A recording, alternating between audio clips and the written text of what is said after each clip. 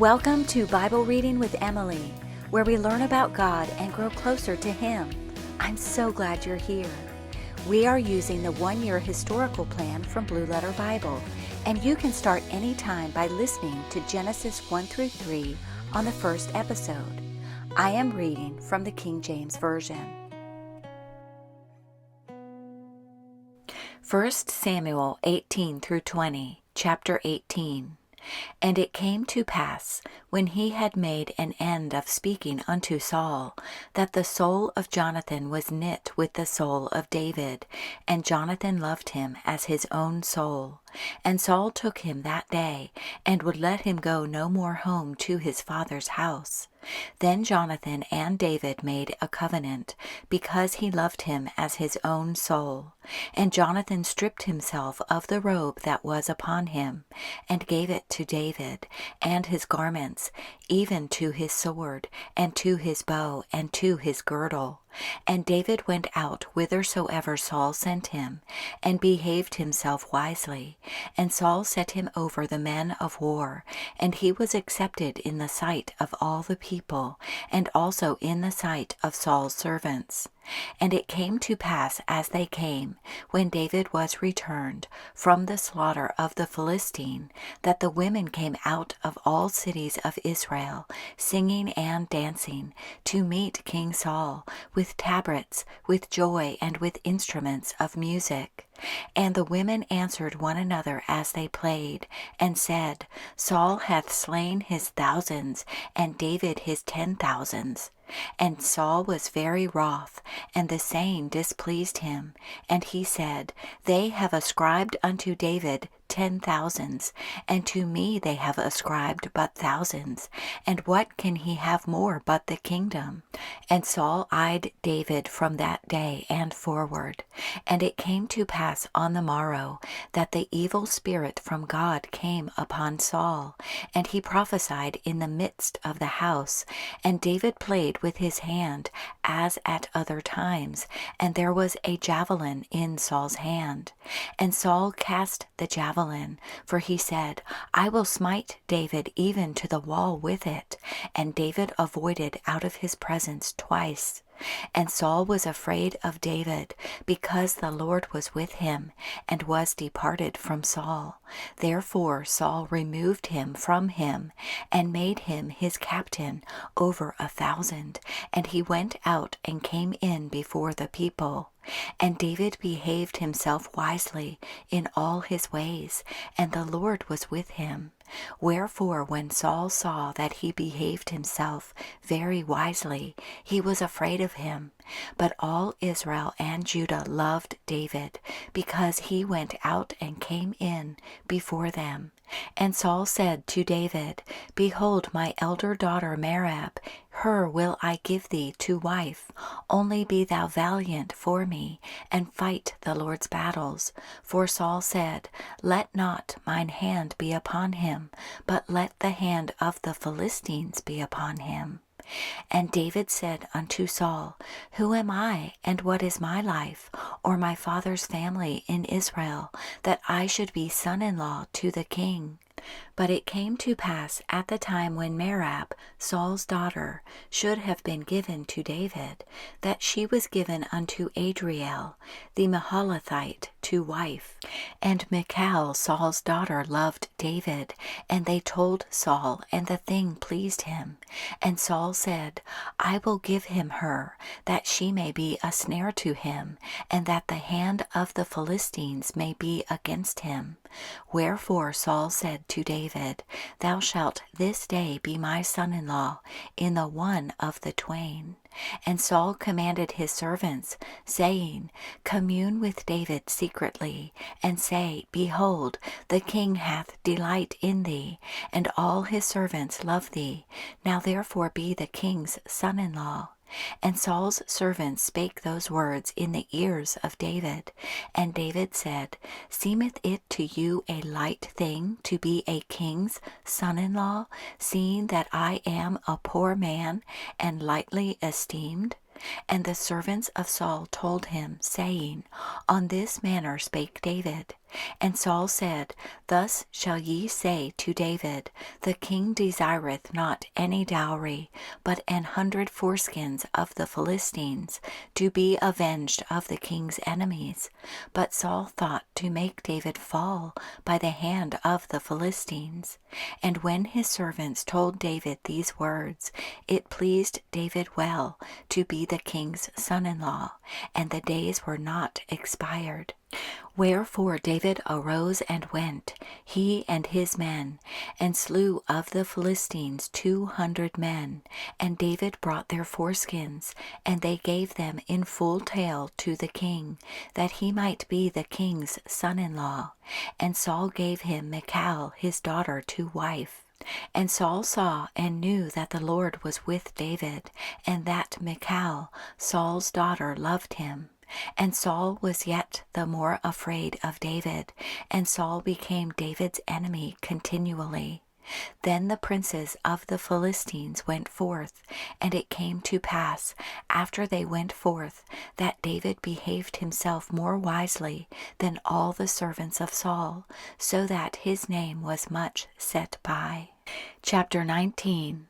And Saul spake to Jonathan his son, and to all his servants, that they should kill David. But Jonathan, Saul's son, delighted much in David. And Jonathan told David, saying, Saul my father seeketh to kill thee. Now therefore, I pray thee, take heed to thyself until the morning, and abide in a secret place, and hide thyself. And I will go out and stand beside my father in the field where thou art, and I will commune with my father of thee, and what I see, that I will tell thee. And Jonathan spake good of David unto Saul his father, and said unto him, Let not the king sin against his servant, against David, because he hath not sinned against thee, and because his works have been to thee ward very good. For he did put his life in his hand, and slew the Philistine, and the Lord wrought a great salvation for all Israel. Thou sawest it, and didst rejoice. Wherefore then wilt thou sin against innocent blood, to slay David without a cause? And Saul hearkened unto the voice of Jonathan, and Saul sware, As the Lord liveth, he shall not be slain. And Jonathan called David, and Jonathan showed him all those things. And Jonathan brought David to Saul, and he was in his presence, as in times past. And there was war again, and David went out, and fought with the Philistines, and slew them with a great slaughter, and they fled from him. And the evil spirit from the Lord was upon Saul, as he sat in his house with his javelin in his hand. And David played with his hand. And Saul sought to smite David even to the wall with the javelin, but he slipped away out of Saul's presence, and he smote the javelin into the wall, and David fled, and escaped that night. Saul also sent messengers unto David's house to watch him, and to slay him in the morning. And Michal David's wife told him, saying, If thou save not thy life tonight, tomorrow thou shalt be slain. So Michal let David down through a window, and he went, and fled, and escaped.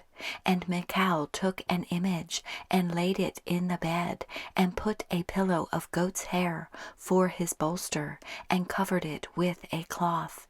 And when Saul sent messengers to take David, she said, He is sick.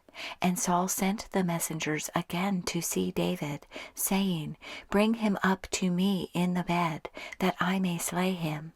And when the messengers were come in, behold, there was an image in the bed, with a pillow of goat's hair for his bolster. And Saul said unto Michal, Why hast thou deceived me so, and sent away mine enemy, that he is escaped? And Michal answered Saul, He said unto me, Let me go, why should I kill thee? So David fled and escaped, and came to Samuel to Ramah, and told him all that Saul had done to him. And he and Samuel went and dwelt in Naioth. And it was told Saul, saying, Behold, David is at Naioth in Ramah. And Saul sent messengers to take David. And when they saw the company of the prophets prophesying, and Samuel standing as appointed over them, the Spirit of God was upon the messengers of Saul, and they also prophesied. And when it was told Saul, he sent other messengers, and they prophesied likewise. And Saul sent messengers again the third time, and they prophesied also. Then went he also to Ramah, and came to a great well that is in Secu. And he asked and said, Where are Samuel and David? And one said, Behold, they be at Naioth in Ramah.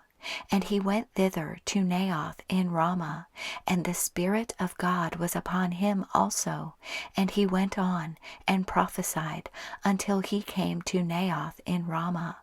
And he stripped off his clothes also, and prophesied before Samuel in like manner, and lay down naked all that day and all that night.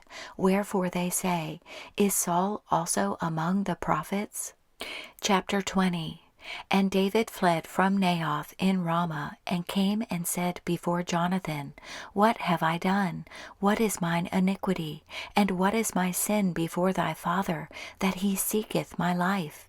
And he said unto him, God forbid, thou shalt not die. Behold, my father will do nothing either great or small, but that he will show it me. And why should my father hide this thing from me? It is not so. And David sware moreover and said, Thy father certainly knoweth that I have found grace in thine eyes. And he saith, Let not Jonathan know this, lest he be grieved. But truly as the Lord liveth, and as thy soul liveth, there is but a step between me and death.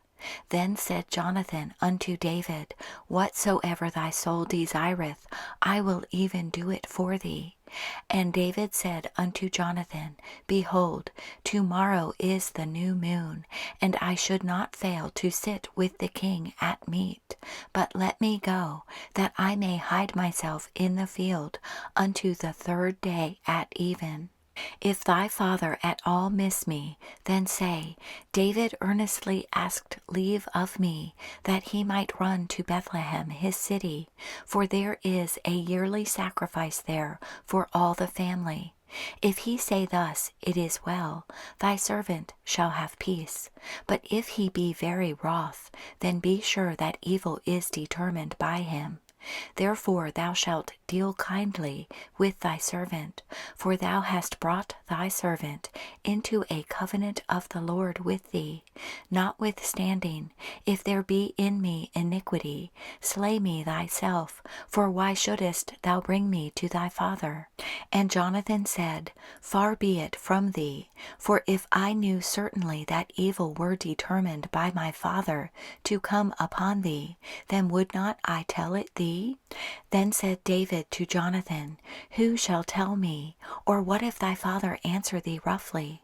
And Jonathan said unto David, Come, and let us go out into the field. And they went out both of them into the field.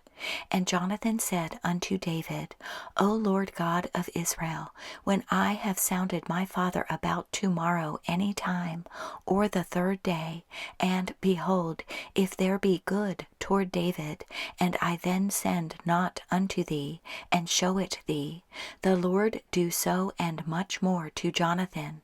But if it please my father to do thee evil, then I will show it thee, and send thee away, that thou mayest go in peace, and the Lord be with thee, as he hath been with my father. And thou shalt not only while yet I live show me the kindness of the Lord, that I die not, but also thou shalt not cut off thy kindness from my house forever, no, not when the Lord hath cut off the enemies of David, every one from the face of the earth. So Jonathan made a covenant with the house of David, saying, Let the Lord even require it at the hand of David's enemies. And Jonathan caused David to swear again, because he loved him, for he loved him as he loved his own soul. Then Jonathan said to David, Tomorrow is the new moon, and thou shalt be missed, because thy seat will be empty. And when thou hast stayed 3 days, then thou shalt go down quickly, and come to the place where thou didst hide thyself when the business was in hand, and shalt remain by the stone Ezel. And I will shoot 3 arrows on the side thereof, as though I shot at a mark. And behold, I will send a lad, saying, Go, find out the arrows. If I expressly say unto the lad, Behold, the arrows are on this side of thee, take them, then come thou, for there is peace to thee, and no hurt, as the Lord liveth.